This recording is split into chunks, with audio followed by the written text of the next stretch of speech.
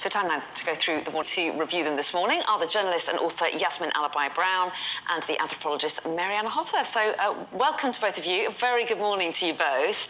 And we're going to kick off, perhaps unsurprisingly, Yasmin, with the front page of the Sunday Telegraph, because they will claim this certainly as a scoop.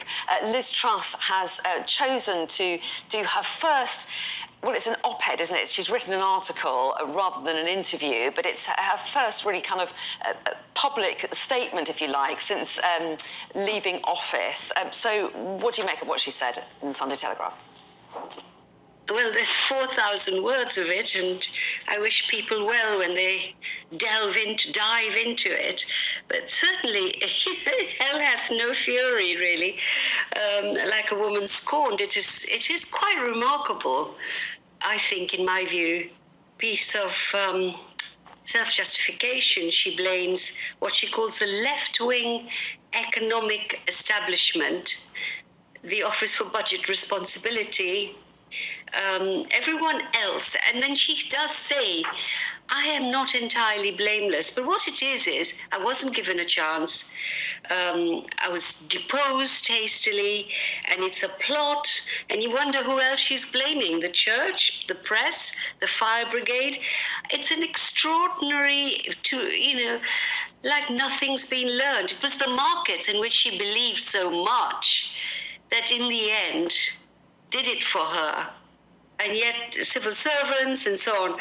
So and she's back. And I think this is a very interesting moment for the Tory party, because Boris Johnson is also trying to make a comeback, and Rishi Sunak is being squeezed between the two. Well, yes, and I don't know what you make of it, Marianne. There's lots of speculation about what her ultimate aim is, whether it's about a comeback or whether it's putting pressure on Rishi Sunak. But there will be some in the party who read it, who say, well, the one thing that I would certainly agree with her is that we need some growth, and maybe things didn't quite go to plan, but there might be some sympathy there for her as far as that's concerned.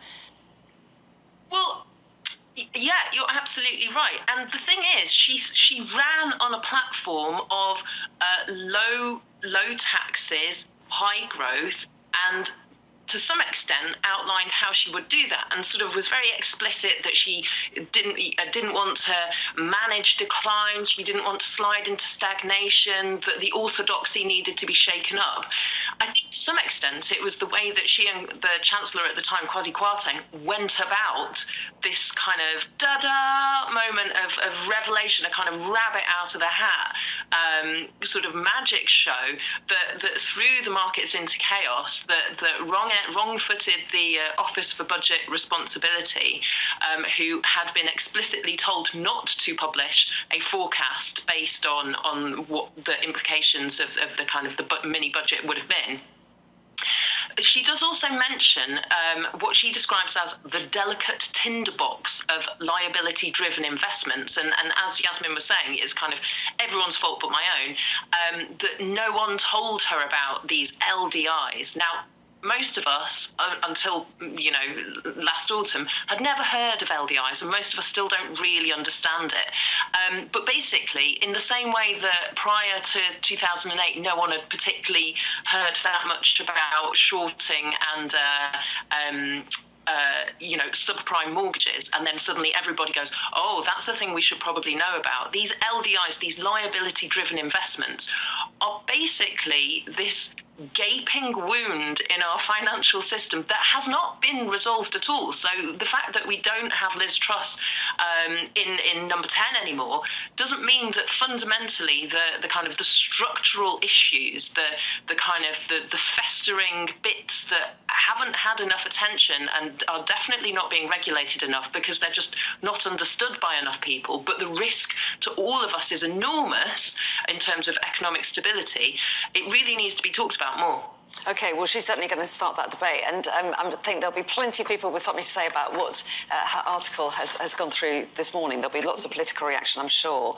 But let's move on. I'm going to move on to Yasmin, your next choice, which was the front page of The Observer, and their headline is "Zero chance Tories will meet pledge of 40 new hospitals."